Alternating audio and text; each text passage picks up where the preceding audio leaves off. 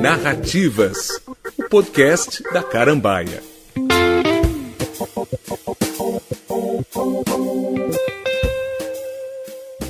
Um dos gêneros literários mais importantes e antigos, visitado por escritores dos mais importantes e admirado por tantos outros. Apesar de ser fonte inesgotável de sucessos no cinema e da televisão e renovar seus fãs a cada geração, ainda hoje é visto com certa má vontade nos ambientes literários, digamos, mais eruditos. Considerado por muitos literatura de entretenimento, voltada para leitores ainda jovens que pouco têm familiaridade com a robustez das grandes questões presentes nos autores chamados canônicos. Esta é a chamada literatura fantástica. Essa enorme produção de obras com temáticas de terror, suspense, ficção científica e protagonistas que fogem da nossa compreensão da realidade são chamados de escritos fantásticos, um grande guarda-chuva que abarca toda essa literatura que envolve romances, contos e até poemas.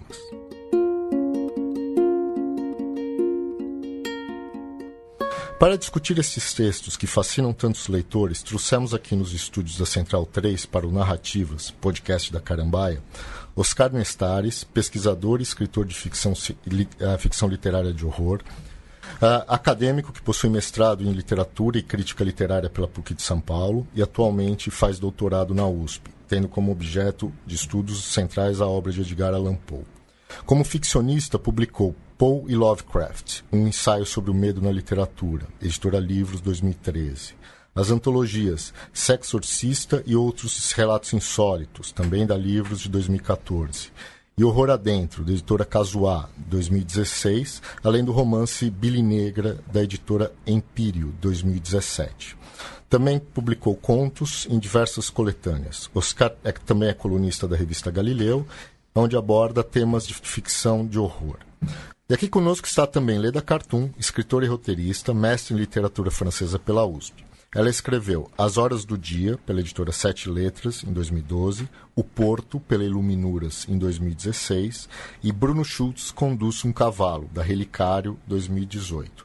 Roteirista de cinema e de séries de TV, ela está aqui para falar um pouco de sua experiência profissional e de leitora e resenhista dessas obras.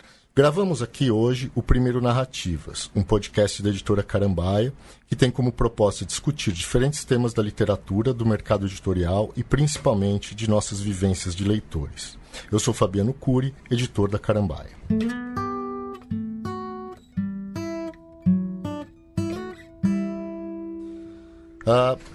Bom, gente, para começar, vou começar fazendo uma pergunta para o Oscar, para a gente contextualizar um pouco esse grande tema que é a literatura fantástica, que traz muitos subgêneros. Muita gente já se debruçou sobre o estranho, o grotesco, o impossível. Freud fez isso, Sartre também. Teóricos da literatura, como Todorov e Roas, se dedicaram a caracterizá-los e a contextualizá-los. E creio, por mais que tenham avançado na discussão, jamais chegaram a definições absolutas. Então eu gostaria, Oscar, que você pudesse traçar um panorama um pouco amplo de como a gente poderia definir esses gêneros que estão na literatura fantástica. Perfeito. Bom, eu agradeço, Fabiano, pelo convite, agradeço a Carambaia. Eu começaria dizendo que esse tipo de narrativa, ele antecede em muito qualquer categorização. Quer dizer, esse tipo de narrativa que trata do sobrenatural, né, que trata do implausível, do inacreditável, ele vem muito antes de uma categorização, de uma explicação, de uma definição teórica, né?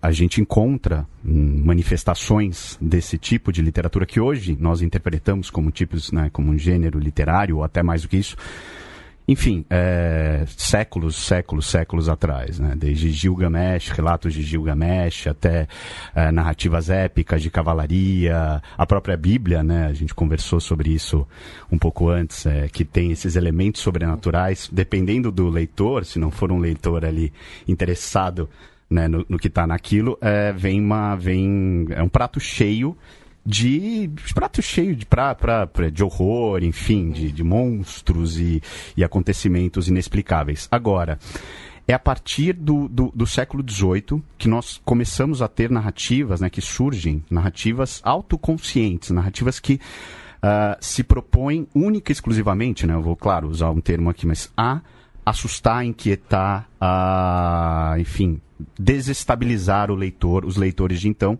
que é o surgimento da narrativa gótica. Pensando no Castelo de Otranto, isso falando hoje, né, dos anos, né, do século XXI, em que os estudos sobre essas manifestações estão bastante avançados. Mas nós temos a narrativa gótica, que seria ali seminal para o que a gente conhece hoje como literatura fantástica. Tá, então é a partir da gótica que você vai ter Sim, vamos dizer, essa ramificação. Essa ramificação, porque você tem ali uma autoconsciência, né? Quer dizer, autores que se propõem, como Horace Walpole, né, no caso do Castelo de Otranto, que é considerado, é consenso entre teóricos, a pedra fundamental do gótico, e a partir dele, isso se desenvolve trazendo uma série de recursos de outros movimentos literários, principalmente o romantismo, incorporando isso, e mais para frente, elementos mais psicológicos, como Hoffmann, muito antes de uma teorização psicanalítica, mas a pedra fundamental é essa, que é no momento ali do iluminismo, né? O próprio Alcebiades Diniz acho que coloca muito bem aqui no pós-fácil do Contos de Assombro,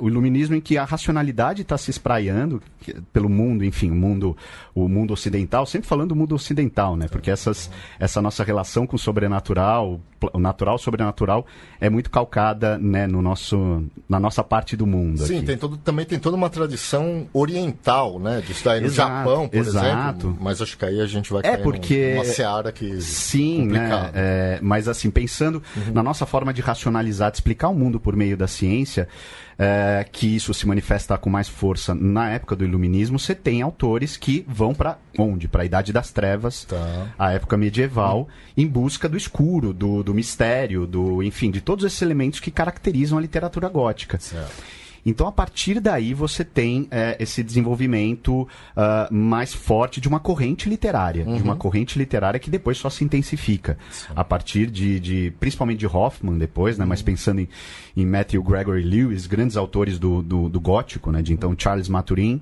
Anne Radcliffe. Nesse momento, as mulheres também começam a produzir uma literatura de altíssima qualidade. Mas você tem pontos cardeais ali, né, nessa trajetória. E isso, de novo, sempre de acordo com Todorov, com Davi Roas, isso são os teóricos do fantástico que estabelecem. Certo. Mas a partir daquele momento, você tem esse desenvolvimento de uma literatura que vai para esse lado do assombro, né, em último caso, do assombro. Tá. Então, e a partir daí, claro, a gente passa por Edgar Allan Poe e as coisas vão, cada vez novos elementos vão sendo incorporados essa vertente. Legal. E aproveitando e pulando um pouco para o presente, como é uma literatura que ainda é muito consumida, eu vou perguntar aqui para a Leda, você que já tem experiência não só como leitora, resenhista desses textos, mas que também está acompanhando pela sua experiência como redatora, como roteirista para a TV, você acha que ainda existe para esse gênero literário um certo preconceito de que eles são vistos como uma literatura de menor valor, de menor relevância, voltada para um público mais jovem, que ainda não é um leitor formado? Você acredita nessa afirmação que é bastante comum? Oi, Fabiano. Primeiro, queria agradecer também pelo convite da Carambaia. Eu não sou uma especialista, longe disso, em literatura fantástica. Aliás, minha relação com a literatura fantástica, se a gente precisar dar esse nome para ela, é bem de curiosa. Mas foi muito interessante quando eu estava resenhando o livro de vocês, o Contos de Assombro, porque acho que justamente por eu não ter essa relação tão de acadêmica, ou digamos assim, de alguém que vai como estudiosa para literatura fantástica, justamente por eu ler realmente como leitora, eu acabei pensando sobre o que une tudo isso, né? E eu acho que a palavra assombro, ela é muito precisa, eu até escrevi isso na resenha que eu fiz para a Folha, porque ela é ambígua, né? E estou falando isso, eu vou chegar na pergunta que você fez. Ela é ambígua porque ao mesmo tempo que ela dá medo, que ela dá estranhamento, que ela dá vontade de fugir, de sair correndo, ela também dá vontade de entender o que dá curiosidade, dá atração, né? Uma pessoa assombrada, ela pode estar muito interessada no que ela está vendo, né? Então eu acho uma ótima palavra. Acho que talvez ela seja mais precisa do que a palavra fantástico, porque afinal de contas o que é fantástico, né? Acho que essa é uma pergunta que o Oscar estava dizendo tem a ver com isso. O que é literatura fantástica? E eu acho que aí a gente vai chegando no que você perguntou, né? Porque, sei lá, se a gente pega qualquer texto mais antigo, ele passa pelo fantástico, mas não como se fosse fantástico. Ele passa pelo fantástico como qualquer outro elemento da realidade. Você pega, por exemplo, a Odisseia. As criaturas, os deuses, os homens, eles estão convivendo e não existe essa diferenciação que hoje em dia parece tão óbvia, né? E eu acho que esse preconceito de que você está falando, eu acho que tem a ver com um momento do mundo em que a gente vive, em que essas coisas foram tão categoricamente separadas. Certo. E eu acho que qualquer pessoa que está mais interessada em literatura, em ficção, em poesia, que tem um interesse mais a fundo nisso, mais real, vai vencer esse preconceito rapidamente. Porque o interesse pela literatura já é o interesse por esse assombro, né? Diante de qualquer texto, a gente já está assombrado. Sim. Então, você lê um livro já é, de alguma forma, uma relação com o fantástico, independentemente do gênero em que esse livro foi enquadrado. Porque, normalmente, principalmente autores mais antigos, porque esses gêneros foram estabelecidos, como o Oscar estava dizendo também, mais para frente, a partir do iluminismo, ninguém está pensando que gênero que vai escrever, né? Claro. Então, quando você está diante de um livro, você está interessado pelo fantástico. Ninguém vai ler Kafka sem passar pelo estranhamento. Exatamente. Não tem como. Então, mas, assim, eu queria, e aproveitando, eu acho que foi muito precisa essa sua colocação, essa categorização, essa necessidade, muitas vezes você colocar na estante, aqui são os livros fantásticos, aqui são os livros do público, do jovem adulto. Eu queria perguntar aqui para o Oscar, que eu acho que talvez seja o grande, para mim, a grande questão disso daqui.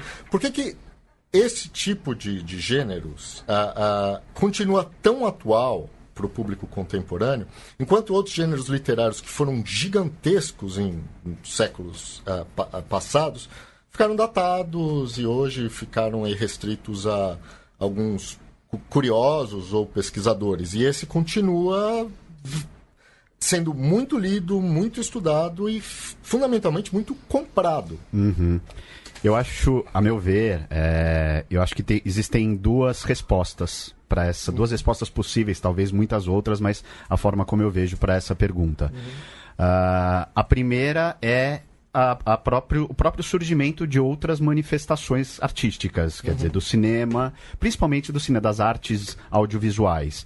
Isso alimentou ou alimenta muito a literatura, né? Eu tenho alguns exemplos aqui de que eu posso falar de obras contemporâneas de horror, ou do fantástico, enfim, essas obras acho que a Leda colocou perfeitamente, essa coisa da categorização, que é mais dos acadêmicos, né? Nós somos sequiosos, né, de entender e colocar uma cerquinha naquilo, mas os autores não estão nem aí.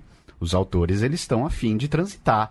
Existem teóricos que já colocam fantástico como modo de operar. É um modo de operação retórico que participa de vários gêneros, né? Então, e eu concordo plenamente com isso. Mas você tem, enfim, autores que se alimentam do cinema e leitores também que se interessam pelo horror, ou se interessam por esse território do fantástico pela via do cinema, de séries e de outras artes visuais, audiovisuais, mas você tem também o território do imaginário. Isso para mim é sagrado, isso para mim é literário. E eu acho que esse apelo à imaginação, que uma boa história, seja ela fantástica ou seja ela, enfim, realista, você vai falar de alguns autores hoje que tratam de uma realidade específica, mas com um estilo ali que nos provoca, enfim. Mas no caso do fantástico, eu acho que ele preserva esse apelo à nossa imaginação, essa convocação à imaginação do leitor pela imaginação do autor, nessa relação aí, e que aí sim, lá você tem acontecimentos ditos implausíveis, e ao mesmo tempo você gera uma desconfiança do leitor de sua própria realidade. Mas aí eu queria colocar uma questão até para vocês dois.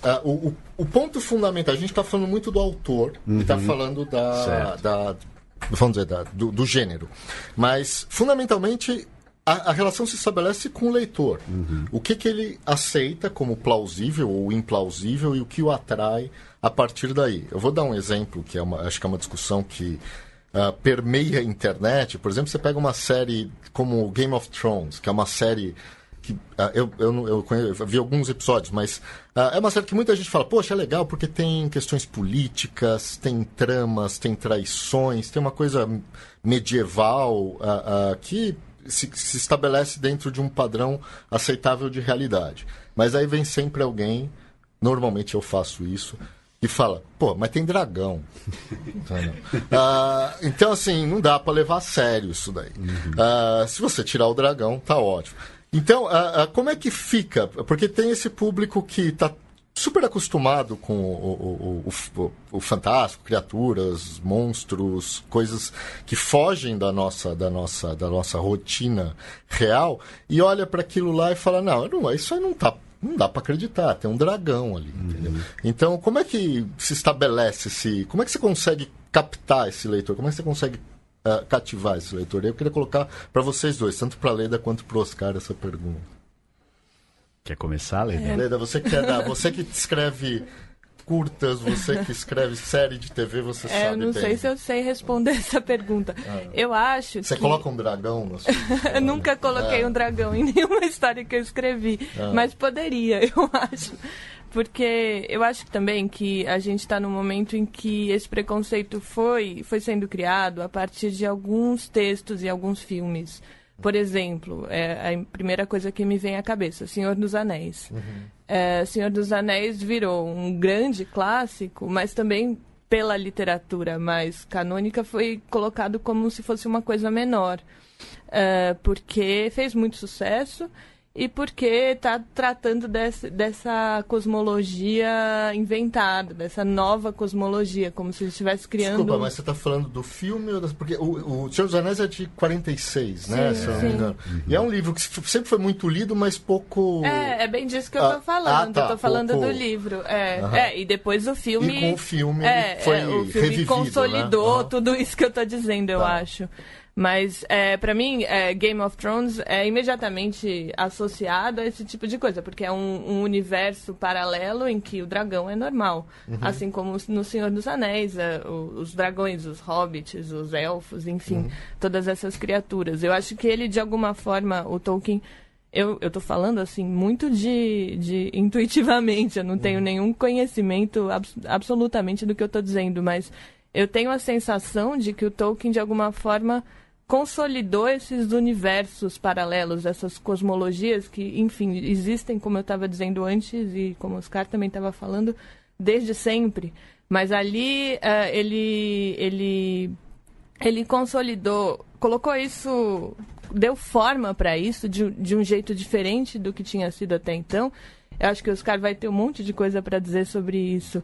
Estou falando muito como eu sinto que a coisa aconteceu. E eu acho que ele, junto com isso, também criou um preconceito em relação a isso. E aí, eu não gosto dessas coisas fantásticas, eu não gosto dessas criaturas, eu não quero saber sobre isso. A gente associa a essa realidade que foi criada não só pelo Tolkien, mas que eu acho que o Tolkien sintetizou de alguma forma. Ele virou epítome, né? Eu queria aproveitar e perguntar para o Oscar, puxando isso que a Leda trouxe, que hoje, muito desse universo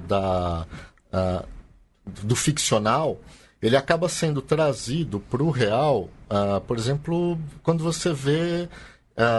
feiras, eventos em que as pessoas, o sujeito vai lá vestido cosplayers. Vai vestido de Darth Vader. Então ele traz aquele universo ficcional para a realidade dele. Ele realmente se sente aquilo lá e as pessoas se juntam em grupos e discutem e debatem e acabam transformando sua realidade a partir do fantástico. Você acha que isso é algo que já existia ou agora está Está havendo um momento de exacerbação desse tipo de...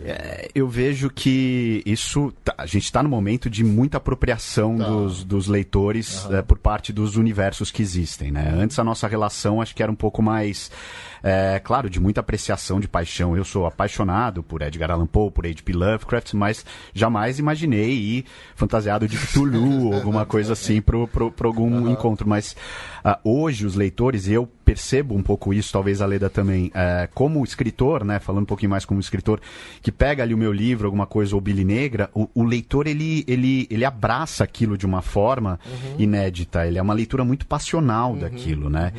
E eu vejo isso com bons olhos, que, assim, são os leitores de hoje, né? São os leitores de hoje que estão... Leitores, enfim, quem assiste, os consumidores de hoje, vamos usar um termo mais nesse sentido. E, em relação, só voltando um pouquinho ao que a Leda estava falando, Fabiano, eu acho que, assim, o Tolkien... Esse tipo de literatura, quem é apaixonado por esse tipo de literatura, né, os fãs de Tolkien, hoje eles estão se tornando críticos também, estudiosos. E por conta disso, os estudos sobre esse tipo né, quer dizer, essa produção literária estão mudando também. Eu, por exemplo, participo lá de um grupo de pesquisa na USP em que há uma pesquisa aprofundada sobre Tolkien que ok, importante aquilo, claro, o contexto de dragões e todos os seres mágicos, mas que vão procurando camadas mais profundas e, por isso, trazendo sentidos mais... que permite, claro, que eu acho que a obra tem qualidade para isso, para ser interpretada para além desses primeiros, né, dessas manifestações. Agora, eu acho que é um processo. E os cosplayers de hoje, um dia, acho que também vão entrar na academia. E isso tudo, a academia tem que ser mais... A academia pensando assim, tem que ser mais, né? Tem que ser mais permeável isso. E é algo que está se abrindo, um espaço que está se abrindo. E sobre essa questão do cosplay... Eu não tenho a menor vergonha de dizer o quanto eu cresci com Harry Potter, por exemplo. O Harry Potter é um fenômeno. Harry Potter é um fenômeno e, para mim, pela minha geração, assim, a minha geração é a geração do Harry Potter. Eu cresci, eu tinha 11 anos quando saiu o primeiro livro, então ele tinha a minha idade e a gente foi crescendo junto mesmo. Eu ficava esperando os livros e, para mim, foi super importante ler Harry Potter, até para me aproximar da literatura e do gosto pela leitura. Então, eu nunca condenei absolutamente. Eu acho que a academia muitas vezes vai colocando essas coisas de lado, e independentemente da qualidade literária, eu acho que essas coisas são muito relativas. Eu acho que a gente precisa aprender a se abrir mais para esse tipo de coisa. E Harry Potter, eu acho que tem uma grande qualidade que tem a ver com isso dos cosplays, ou de você se apropriar de um universo, que você realmente sente que existe a possibilidade de a qualquer momento chegar uma carta dizendo que você foi selecionado, que você na verdade é bruxo, que você está vivendo entre um monte de gente que não sabe, porque é tão real que isso te insere dentro de um universo, e eu acho que isso não deixa de permear qualquer livro. E eu acho que uma qualidade de livros como Harry Potter ou Senhor dos Anéis é que isso aparece de forma muito explícita, principalmente para pessoas que estão começando a ler, que estão começando a se interessar. Causa um assombro. Exatamente. Mas eu acho interessante isso, Leda. Eu quero aproveitar até isso que você falou para desenvolver uma questão. Você fala de uma questão geracional, de você, como leitora, se identificando com uma obra. Por exemplo, no catálogo da Carambaia, a gente tem 2 obras do H.G. Wells, e uma delas, por exemplo, é o Dorminhoco, que inspirou um filme do Woody Allen. Mas existem outras obras do Wells, como Guerra dos Mundos, O Homem Invisível, A Máquina do Tempo, que são sempre adaptadas, elas são sempre transformadas em filmes. E ainda hoje, ele, um autor que do final do século XIX, que escreveu suas obras no final do século XIX, início do século XX, ele é trazido para o cinema. Por que você acha que existem essas obras de suspense, de terror, de ficção científica, elas continuam atuais, apesar de terem sido escritas há tanto tempo? Você falou, por exemplo, do Tolkien, eu estava aqui pensando, as letras das músicas do Led Zeppelin são baseadas no Senhor dos Anéis.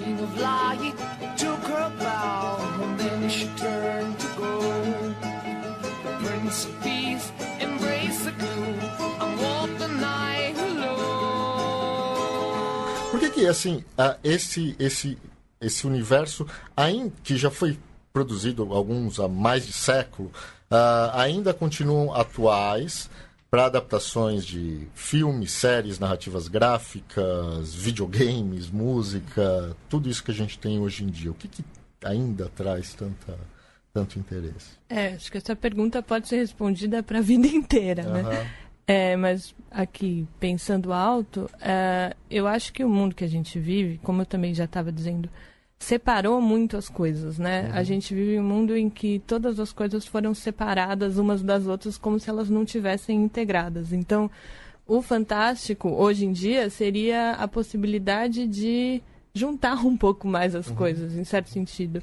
Então, eu não vou saber falar exatamente do Dorminhoco ou do Guerra dos Mundos, enfim, desses livros que viraram filmes, mas o que eu posso dizer é que eu acho que o interesse é tão grande e tão renovado a cada vez e sempre tão atual, justamente porque esses livros acabam sendo uma porta para que as coisas possam ser um pouco mais mágicas, um pouco menos céticas, né? Porque a gente está tão atravessado pela ciência hoje. A ciência acabou virando o que era a religião. Acho que não dá para fazer esse paralelo, né? Porque é muito diferente do que a religião era antes do que o que a ciência é hoje. Mas no sentido de que qualquer coisa que não tem explicação, qualquer coisa que é desconhecida, você vai precisar da ciência para dar conta disso. Você vai precisar de um especialista que diga, especialistas falaram que blá, blá, blá, blá, blá. Porque o que me instiga é como uma obra que foi escrita no final do século XIX, comecinho do século XX, ela continua absolutamente atual. Você tem o Spielberg filmando aquele texto. Que, aliás, é algo que até a gente queria mostrar um pouco, porque eu não sei se todos sabem, tem um caso muito famoso, que é o Guerra dos Mundos. Ele recebeu uma adaptação do Orson Welles, um grande cineasta, mas ele fez essa adaptação para o rádio. E fez uma adaptação sem falar que aquilo era uma peça ficcional.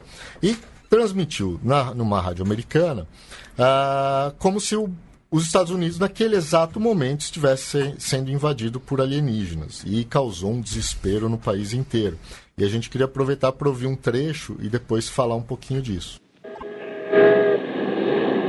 speaking from the roof of Broadcasting Building. I'm speaking from the roof of Broadcasting Building, New York City. The bells you hear are ringing to warn the people to evacuate the city as Martians approach. Só uma correção, ele apresenta que a obra é do H. Wells, mas apresenta no começo. Aí tem aquele problema do rádio, você pega a transmissão no meio, você está achando que tem um alienígena na sua vizinhança. Então, esse foi um grande caso até do rádio, foi um caso muito famoso. Inclusive, no Brasil, a gente tem não é exatamente a versão brasileira, é simplesmente a tradução desse texto. E aí a gente também vai ouvir um trecho, e quem narra é uma pessoa bastante conhecida, que é o William Bonner, que faz a narração dessa história do Guerra dos Mundos do Wells. Então a gente vê que até no rádio isso acaba funcionando.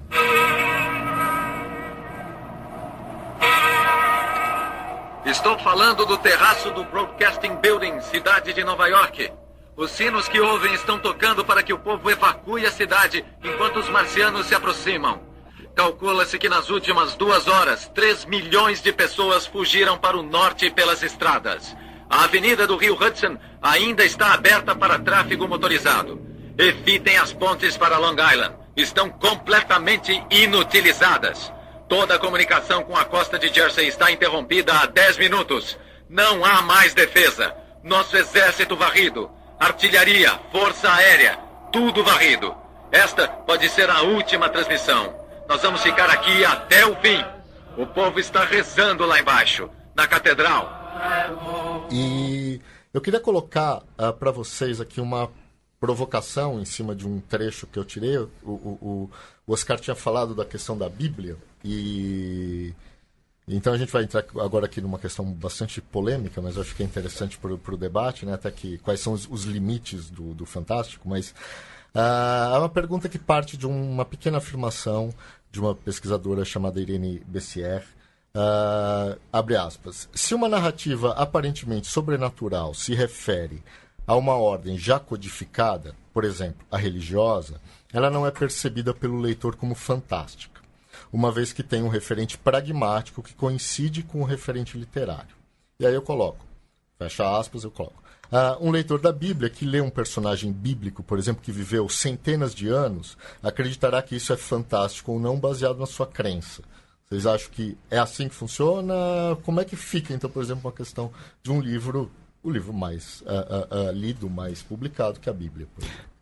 Pois é, eu acho que assim, depende sempre de como o leitor vai para o texto, né? Eu acho que alguém religioso, um católico, enfim, que vai pegar a Bíblia, ele vai ver aquilo como uma alegoria, né? Como algo que, ou enfim, algo que realmente aconteceu por causa de um Deus ali que é capaz de tudo, né? Então, eu acho que é outra operação. Agora, eu já fiz esse exercício de pegar capítulos ali, principalmente o livro de Jó, né, do Antigo Testamento, e tentar ler... Eu sou católico, fui criado como católico, mas não praticante mais. E tentar ler como uma peça de ficção. E é interessantíssimo, né? É claro que isso, colocando naquele momento, não era o interesse, jamais foi o propósito dos autores, do evangelho, enfim, criar uma peça ficcional. Mas eu acho que um religioso ele veria, ok, não, isso aqui isso aconteceu de fato, história, claro, né, pensando assim, alguém muito, muito adepto mesmo, muito fervoroso e tal. Agora, dependendo de como a gente for pro livro, aquilo pode ser interessantíssimo, certo. Eu acho um pouco por aí. E você, Leda, você acha que eu acho que isso pode ser uma chave de leitura muito, muito interessante, porque a gente também se acostumou muito, né, com esses textos. Eles ficaram só o que eles são e só o que a gente fez deles. Automatizou. Exatamente, automatizou. A gente naturalizou. E eu acho que no momento em que você muda o registro, né, muda a abordagem com que você vai ler, isso para qualquer livro, não só para a Bíblia, mas a Bíblia talvez mais do que qualquer um, justamente por ser um livro tão lido e tão falado. Eu acho que isso pode ser muito interessante. A gente vai perceber coisas que a gente não costuma perceber. Então, sei lá, aquela passagem em que... É Jonas que é engolido pela baleia? É Jonas, né? Na barriga da baleia. Sim, em que ele é engolido pela baleia. Que, aliás, nunca se disse que é uma baleia, né? É uma criatura. É um leviatã. É um leviatã. A gente adaptou e entendeu como baleia... porque a gente não tem mais essa palavra, né? Mas no momento em que a gente vê esse ser como uma criatura, assim como as criaturas da Odisseia, aqueles monstros marinhos, a gente vai olhar... Eu adoro esses mapas da Idade Média, em que tem um monte de monstros desenhados no meio da água. Nas bordas do mundo, assim. O mundo acaba. É o desconhecido, né? E é disso que se está falando na Bíblia também. Enfim, a literatura de assombro é essa literatura que fala do desconhecido, né? E acho que no momento em que a gente vai ler a Bíblia com esse interesse, a gente percebe que também se está falando disso. E voltando ao que eu estava falando antes sobre os especialistas e as explicações que a gente procura para tudo, nenhum especialista, nenhum cientista vai dar conta de explicar nada, né? A gente vai achar explicações e vai entender coisas, e é ótimo que a gente entenda, mas a gente tem essa sede de entender tudo que nunca vai ser preenchida, nunca vai ser sanada completamente. Sim. Eu acho que é aí que entra, né? Acho muito, muito interessante isso que você está colocando. E aí, assim, aproveitando, a gente citou aqui, mas eu não apresentei o livro. A Carambaia lançou recentemente uma coletânea de contos chamada Contos de Assombro. E o objetivo dessa coletânea era juntar alguns autores. Tem alguns autores que são tradicionais na literatura ou de suspense, de terror, mas outros que não, e que em algum momento se aventuraram, escreveram alguma coisa. Então tem Turgenev, tem Pirandello, tem João do Rio, tem quem mais que a Virginia Woolf e vários outros. E eu já vi também outras coletâneas, tem uma coletânea inglesa, se eu não me engano, que tem autores mais recentes, como Borges. O Borges era um grande aficionado pelo assunto, mas Nabokov, por exemplo, que não são autores que normalmente se fala, são escritores de literatura, de terror, ou de suspense, ou fantástica, e que escreveram ali seus textos. Então, se a gente tem esses grandes nomes da literatura que escreveram isso porque, sei lá qual foi o motivo, mas acharam, se sentiram atraídos por essa temática e foram ali escrever alguma coisa. E aí eu coloco uma questão para vocês dois, que acho que é uma questão aqui para a gente fechar. A gente precisa de fantástico na nossa realidade? Independentemente se você é um fã ou não de determinada obra? Nossa, eu preciso demais. Eu acredito, Fabiano. Não sei o que a Leda vai achar, mas eu dependo, assim, do fantástico, até porque é o fantástico que aponta as fissuras nessa nossa ciência. Eu acho que, assim, a boa ficção fantástica, seja ela no rádio ali tratada como uma notícia real pelo Orson Welles, ou seja da forma que for, ela é capaz de apontar para aquilo que a gente não é capaz de perceber na realidade. E eu acho que é um trabalho do imaginário ali, enfim, de uma provocação ao nosso imaginário, quer dizer, uma exaltação ao nosso imaginário, esse território do fantástico, do qual eu sou completamente dependente, assim, para viver como escritor, como pesquisador. Eu quero abordar esse mistério, quero ir para o coração desse mistério de todas as formas possíveis. Assim. Eu quero entender, mas eu também quero me assombrar com o que eu não entendo. Então, assim, eu sou totalmente dependente e especificamente da literatura, porque eu acho que o texto ali, quando um autor consegue comunicar por meio do texto esse sobressalto, essa inquietação, esse desamparo, né, tratar isso aí, ali para mim a vida tá paga, sabe? Já valeu a pena. E para você, Leda, como é o fantástico no seu dia a dia? Eu acho que não só a gente precisa de fantástico, como é inevitável, né? A gente não tem como evitar o fantástico. E agora, ouvindo vocês, eu estava pensando, por exemplo, um dos livros que mais me marcou na minha vida, que é Grande Sertão Veredas. Por que ele não é considerado um livro de literatura fantástica? É realmente pura convenção, né? Porque, tudo bem, não vai aparecer um dragão, mas quase, né? ou talvez até apareça. E a relação do Riobaldo com o diabo, que, aliás, no livro de vocês, que vocês editaram, Contos de Assombro, é o personagem que mais aparece, né? Eu acho. É um personagem que vai ser reinventado e vai aparecer em 1000 formas diferentes, em 1000 disfarces diferentes, e até às vezes não aparece, mas quando ele mais aparece, né? Que é o caso do Grande Sertão também. Justamente quando ele não vem é que ele realmente veio, né? E essa questão do Riobaldo, se existe ou não existe, enfim. Eu acho que por isso que eu digo que mais do que a gente precisa do fantástico, a gente não vai ter como fugir dele, né? Ele está aí e, enfim, eu acho que é também esse mistério, também não, acho que é sobretudo esse mistério que faz a gente se interessar por literatura, que faz a gente escrever, que faz a gente ver filmes, que faz a gente fazer filmes, enfim. Tá certo. Bom, eu queria agradecer muito a presença do Oscar Nestares e da Leda Cartoon. E fazer uma última pergunta antes da gente fechar aqui o Narrativas, o podcast da Carambaia, que é uma coisa que a gente pretende fazer com todos os nossos convidados, que é que a gente gostaria que vocês indicassem alguma coisa que vocês estão lendo, que vocês estão assistindo, que vocês estão ouvindo de bom, que vocês acham que seria interessante compartilhar com esse universo de leitores. Posso começar? Fabiano, agradeço de novo o convite, foi um prazer participar aqui nessa conversa, trocar e ouvir as ideias de vocês a respeito.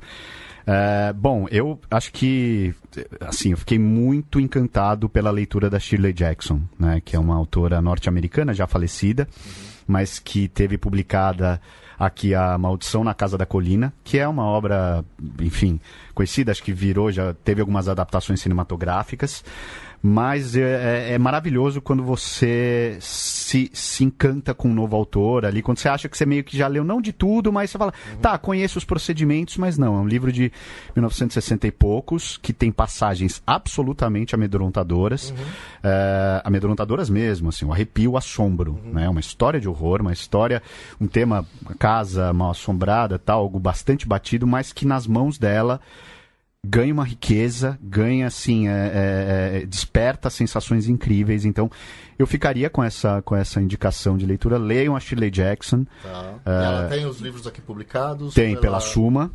Pela Suma, se não me engano, saiu a Maldição na Casa da Colina, a Assombração na Casa da Colina, desculpem.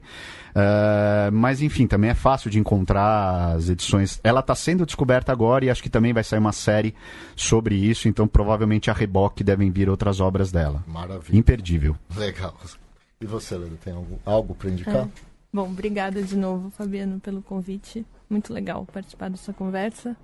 E eu fiquei pensando um livro para indicar e me lembrei de um livro que eu li há pouco tempo, do Kazuo Ishiguro, que ganhou o Nobel, se eu não me engano, em 2010. Acho que foi o ano passado. Ano passado? Bom, é o único livro que eu li dele, é O Gigante Adormecido, que é um livro que, pelo que me disseram, destoa muito do resto do conjunto dos livros que ele escreveu e que foi meio mal recebido, pelo que eu entendi, pelo que me disseram. Pode ser que eu esteja errada, mas porque justamente ele é um livro que tem dragão. É um livro que tem um dragão e tem essa história desse casal que vai atrás de alguma coisa que eles não sabem o que é, porque é uma terra que está condenada a se esquecer e não consegue manter nada na memória por muito tempo, e tem esse dragão adormecido que parece ser a causa desse grande esquecimento. Eu adorei o livro. Eu li O Gigante Enterrado, desculpa. Eu me confundi o nome, acho que ficou na minha cabeça o Adormecido.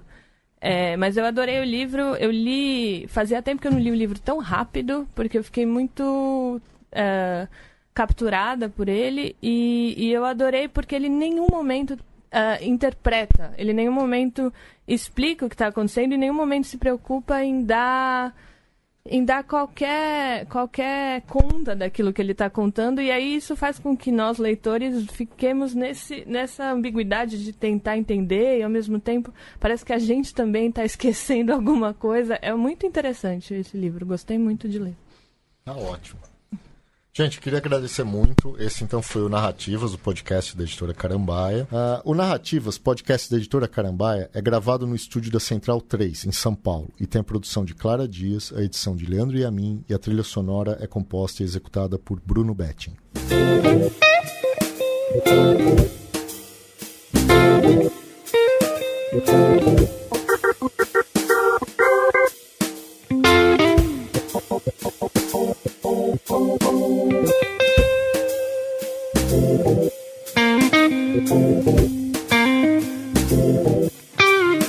Thank you.